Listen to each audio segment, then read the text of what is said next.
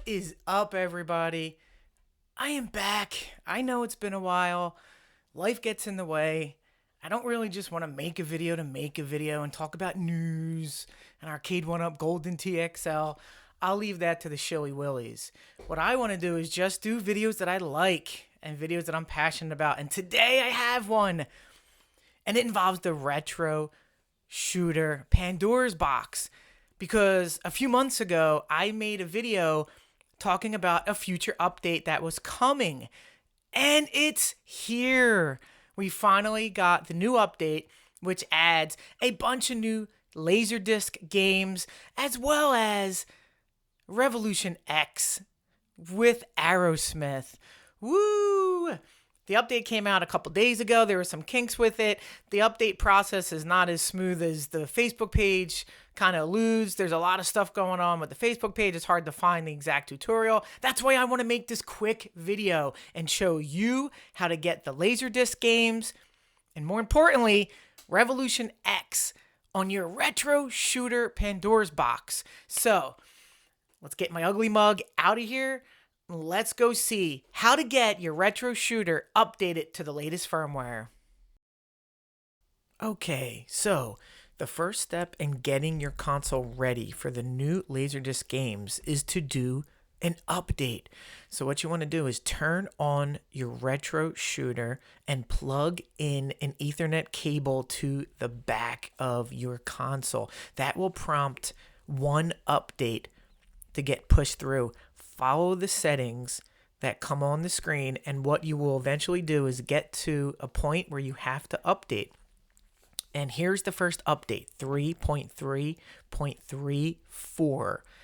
If you don't know how to get to the settings, there's a little hole in the middle of the console. You just press that in and you will be able to get to these options. And just follow the steps that I'm doing here. You will get this screen and then you just hit yes. Now I'm cutting out a large portion of this process.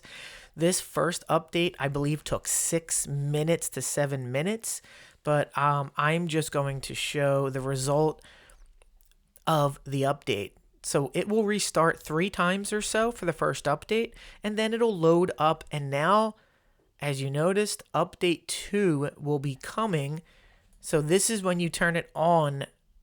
After the first update, you will get another message to do yet another update. This is update 2 of 3 in getting your retro shooter ready for the new Laserdisc games. Now, I believe this update is a real quick update, and I think this took about 1.5 minutes for the update to complete. So this one was a quick one. Now, there is a chance that you were following along and doing these updates as the system went along. I never plugged my console in, so I'm assuming a lot of people are in the same boat, and when they plug in their Ethernet cable, it's going to trigger these 3 updates. So here's update 2. As you see, it's at 99%. I cut out a lot of the dead video so you can just see the process so you can follow along as well. And so at the 100%, it's going to reboot, and then it's going to prompt you for one more update. This is the most important update. This update gives you the ability to add the Laserdisc games, 4.54. Now, keep in mind, the Laserdisc games are not coming on this update. This is just to get your retro shooter Pandora box ready for the update. And so I'm showing you after the update, I'm going through and showing you these games. But remember, my retro shooter already was updated because I purchased my retro shooter in November. And so the firmware already had these Laserdisc games. But if you noticed, I'm scrolling through and I can't find Revolution X. Where is my Revolution X? Well, that is coming in the next phase here. So the first process is to get your retro shooter on the most current firmware. And once you do that, now we can go to the next phase of adding the games. Okay, you have the 3 updates installed. You are now on the latest firmware. Now you just need to go get the ROMs. And how do you do that? Well, the Retro Shooter community posted a link, and the link is to a Google Drive that will contain the files you need to drop into either an SD card or a stick. And that is how you're going to get the current Laserdisc games and Revolution X. So what you have to do is you have to follow the link that is listed on the screen. I'll put it down below. Once you do that, you have to download a file, and then you need to extract that file and then drag it to your USB. And then you plug your USB into your Retro Shooter and turn on the Retro Shooter. That's basically it. But there is a problem if you are using the Retro Shooter in your AtGames Legends, like I am, because there's only so many USB slots. So I am going to show you what I did to get this to work, because it's a little bit of a workaround than just sticking it in if you weren't using your AtGames Legends. So the next step, follow the instructions on the screen, get the link that's down below in the comments, and then follow the video that is contained in there, and it will show you how to extract the files. Pretty simple, this step in the process. Okay, just to wrap this thing up, let me show you how this thing actually works. You turn on your Retro Shooter. Remember, my AtGames Legend is taking up a USB slot, so I am going to power my guns and this update through a powered USB strip. So that is now plugged in to the Retro Shooter, and so you just turn on the Retro Shooter, let it completely power up, and then you are going to just insert your USB stick. And right there you see that it says 518 pages. So let's see what happens when I stick this USB drive into my hub. And if you notice, as soon as I put it in, you see the red light is going. And let's watch what happens to the 518. Boom. 519, and Revolution X popped up as a favorite. So after you put in the USB stick, you now just go to the AtGames Legends, go to OTG mode, activate OTG mode, and now you can control the Retro Shooter with the AtGames. And if you notice, there it is, ladies and gentlemen. Revolution X is now there, along with all the other Laserdisc games that you might not have had access to if you purchased your Retro Shooter before November 2023.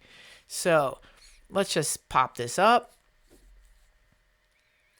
and let's see what it looks like. And then I'm going to go back and give final thoughts on this and wrap this up. There it is. It's loading up just fine. I'm going to show you real quick that it has both modes. Right now it's in 4:3. Let's put this into 16:9 so I can show you. There it is, full screen mode if you're interested. And let's put it back to 4:3. And there it is. Plays fine. So there you have it. A real quick video on how to update your Retro Shooter so now you can enjoy all the Laserdisc games and Revolution X like I have been for the last few months. Now, I did not have Revolution X till last night. Now, just a couple of thoughts to wrap this up. There are other games that was listed in that update that they did not say was coming. Dragon's Lair 2, Gauntlet, and I think Ultimate MK is on this update, but they do not work. So if you select them, don't be surprised if it just says loading. So I don't know what happened there. We didn't get an official reason why those are listed in the Retro Shooter, but they don't work. But that's fine. because they never promised those. And the other thing that I will say about Revolution X, the sound is completely soft. You have to turn up your volume to 100 just to get any sort of kind of volume to a listenable level. I tried to go into the settings when the retro shooter came on and like a MAME setting. I can't find it. It did not work. I plugged in a keyboard. I hit the plus sign because I believe that's how you get into the settings if it was MAME. So hopefully maybe they can tweak and then put out another update with Revolution X. But let's just sum up what's going on here. This retro shooter came out about a year ago, almost in June or July. They have constantly been updating this. They gave us 4.3 mode. We have save states. We have light gun games that are plug and play at a reasonable price. And they just rolled out a huge free update to the community. Just think about this. You had people spending $800 for Time Crisis and begging for Revolution X to be added. Oh, Steel Gunner 1 and 2. What about Revolution X? It's here. I paid $266 for this retro shooter on a Black Friday special last year. Are you kidding me?